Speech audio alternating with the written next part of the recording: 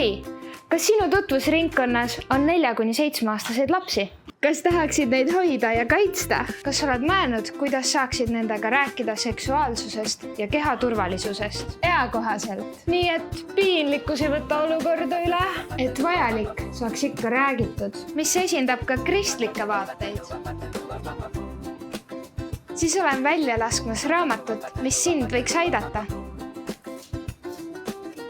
See on käsiraamat, mis aitab lastega nendest teemadest rääkida.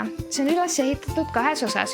Esimene osa on mõeldud lastevanematele, et tunda ennast enesekindlana ja teadlikuna.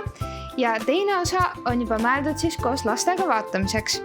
Need leheküljed on illustreerinud kunstnik Anne Metsamaa ja igal leheküljel on ka arutelu küsimus, et julgustada lapsi nendel teemadel kaasa rääkima. Kui see kõnetas sind, siis aitäh, et mõtled mind toetada.